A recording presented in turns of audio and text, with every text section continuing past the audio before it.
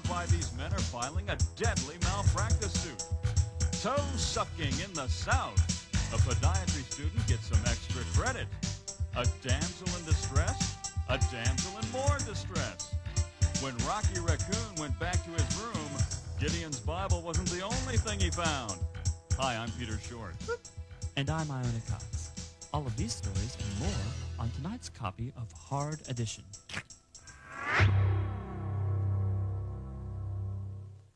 It was a tragedy on the tracks when another transvestite was fatally struck and killed by a train near Olmsted Falls, Ohio.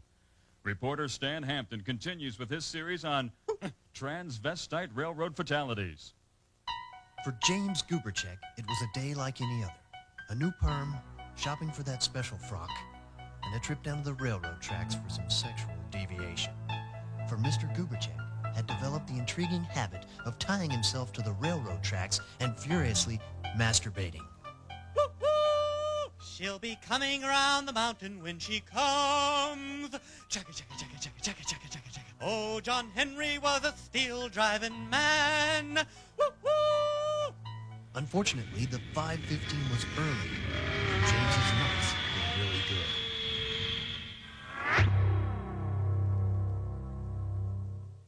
The trial continued today in the animal cruelty case against a Silver Spring, Maryland man accused of having sex with a raccoon.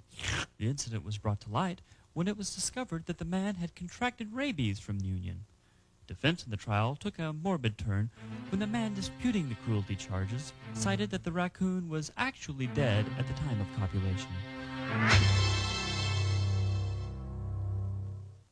Well, Michael Wattage is at it again. You may remember Mr. Wattage from our story last fall, Southern Fried Shrimp Jobs. He's in custody once again for assaulting yet another woman by knocking her down, removing her shoes and socks, and sucking her toes. We talked to some of Mr. Wattage's past victims to better understand his strange behavior. Well, he said he was a podiatry student doing research. You know, how was I to know? Now I can't stand to look at my own feet. It's kind of like a living hell. I can't even watch a Nike commercial without feeling sick. Well, I met him in a shoe store. He seemed nice enough. I mean, we both had a lot in common. We liked our Reeboks. The next thing I knew, he had my shoes and socks off, and then that horrible slurping sound.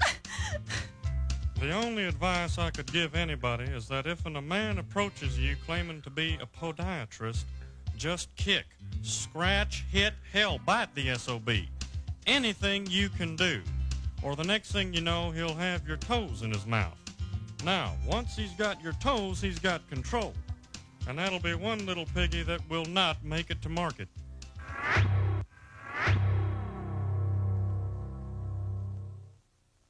Tonight, our fetish spotlight focuses on the Catman, a 26-year-old human male who, for 15 years, has suffered from the delusion that he is a cat. Since the age of 17, he has admitted to eating small prey, having sex with cats, and falling in love with the tigress at the local zoo. The romance ended, however, when the tigress was transferred to another zoo, causing the man to attempt suicide 9 times. Today, the Catman lives a quiet life, yet still dresses in tiger-striped clothing.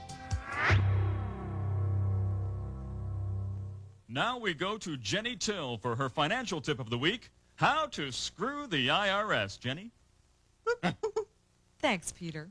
Tonight we look at the financial benefits attained by suing oneself. That's just what my special guest, Paul Mixwell, did, and he's here to show us how. Thank you for joining us, Mr. Mixwell. Thank you, Joni. Hi, I'm Peter Short. Thanks, Peter. Thank you, Joni.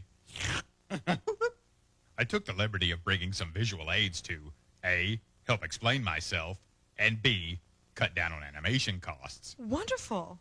I am the owner of a urethane foam company.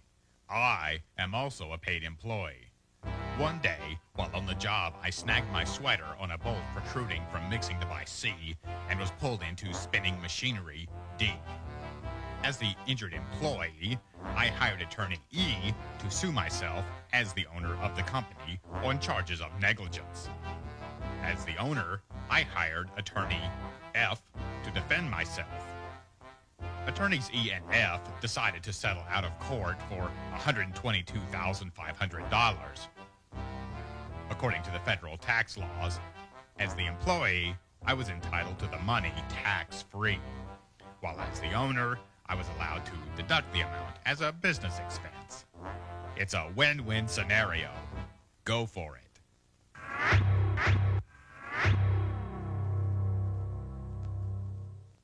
On the international scene, news from Nigeria. Approximately 24 Nigerian fishermen attempted to lynch Gibby Hussein, a local witch doctor, for using his magic to reduce the size of their penises by 2/3. After police prevented the violence, the fishermen showed the officers their abbreviated members. Police stated that although Hussein had admitted responsibility, he would not tell how he did it. And that's it for another